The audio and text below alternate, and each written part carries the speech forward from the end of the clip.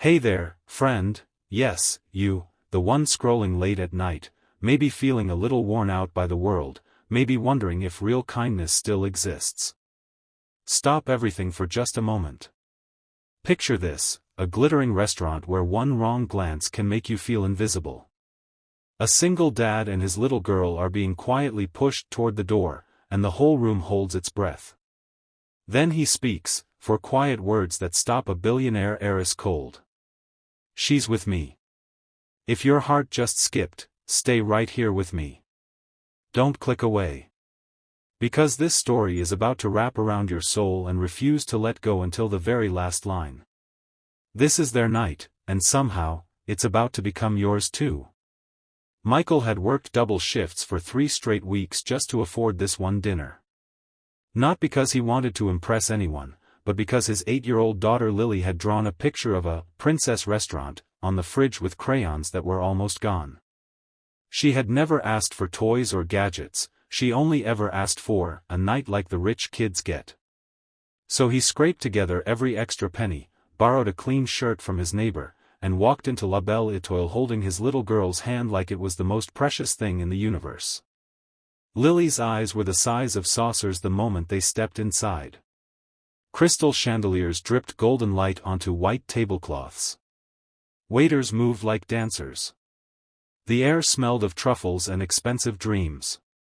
She wore her best dress, the one her late mother had bought her 2 birthdays ago, now a little short at the sleeves and faded at the hem, but she twirled once in the doorway and whispered, "Daddy, we're really here." Michael's throat tightened. He remembered his wife's voice saying, "Love doesn't need money to shine, Mikey. It just needs you." Tonight he was going to prove that to their daughter. The hostess, a woman with a clipboard and a smile that never reached her eyes, took one look at Michael's scuffed shoes and Lily's simple dress and her perfect posture stiffened. "Sir," she said softly but firmly, "we have a strict dress code and a reservation policy. Perhaps another establishment would be more suitable?" Michael felt the stares before he saw them. A couple at the nearest table paused mid-bite. A man in a tailored suit lowered his wine glass. Across the room, at the best table by the window, sat Clara Vanderbilt, the billionaire heiress whose face had been on magazine covers for years. She was dining alone, as usual, surrounded by an invisible wall of wealth and loneliness. She watched the scene with the same detached interest she gave to board meetings. Lily squeezed her father's hand harder. "Daddy, are we in trouble?" Her voice was tiny, but it carried across the sudden hush. Michael's heart cracked right down the middle. He had promised her magic tonight. Not humiliation. He didn't raise his voice. He didn't argue. He simply looked the hostess in the eye and said, with the calm certainty only a father who has already lost everything can possess, "We have a reservation. Under Michael Thompson. And we're staying." The hostess hesitated. The room waited. Clara Vanderbilt's fork hovered halfway to her mouth, forgotten. Something in Michael's quiet dignity made the air feel heavier. Lily looked up at him like he was the tallest building in the world. They were shown to a small table near the kitchen, not the window seat he had requested, but it was a table. As they sat, Lily's little shoulders relaxed. She opened the menu like it was a treasure map, tracing the gold lettering with her finger. "Daddy, can we share the chocolate thing at the end? The one with the sparkly name?" Michael smiled, the kind of smile that cost him everything to keep steady. "Anything you want, princess." But the whispers started. A woman 2 tables over muttered, "Some people just don't know their place." A waiter spilled water while staring. Lily noticed. Of course she noticed. She pulled her chair closer to her father and whispered, "Am I embarrassing you?" Michael's eyes stung. He leaned down and kissed the top of her head. "Never. You're the best thing I ever did." Across the room, Clara Vanderbilt couldn't explain why her chest felt tight. She had spent her entire life in rooms like this, rooms where people moved aside for her money, where no one ever said no. Yet here was a man with calloused hands and a faded shirt, defending his daughter with nothing but love and 4 words he hadn't even spoken yet. She watched Lily carefully fold her napkin the way her mother must have taught her, and something ancient and forgotten stirred inside the heiress. The challenge had only just begun. The real test was coming, the moment when the world would try to tear them apart again. The main course arrived, and for a few beautiful minutes the restaurant forgot them. Lily laughed at the way the sauce swirled on her plate like a painting. Michael told her stories about her mother, how she used to dance in the kitchen with flour in her hair. The father and daughter created their own little bubble of joy right there in the middle of all that luxury. Then the manager appeared. Tall, polished, wearing the kind of suit that cost more than Michael's monthly rent. He placed a hand on the back of Michael's chair and spoke low, so only their table could hear. "Sir, I'm afraid we've had complaints. The young lady's presence is disrupting other guests.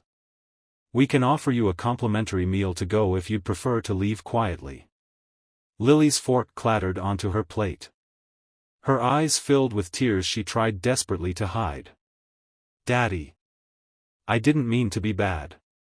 The entire restaurant went still. Forks froze. Conversations died. Every eye turned toward the small table near the kitchen. Michael stood slowly. Not in anger. Not in shame. He simply placed both hands on the table, looked the manager dead in the eye, and said the 4 words that would echo in Clara Vanderbilt's soul for the rest of her life. "She's with me." His voice was calm, steady, wrapped in love so fierce it needed no volume. "My daughter is with me. She belongs wherever I belong. And tonight, she belongs here." The words landed like a quiet thunderclap. The manager opened his mouth, closed it again. No one moved. Across the room, Clara Vanderbilt felt the sentence hit her like a physical blow.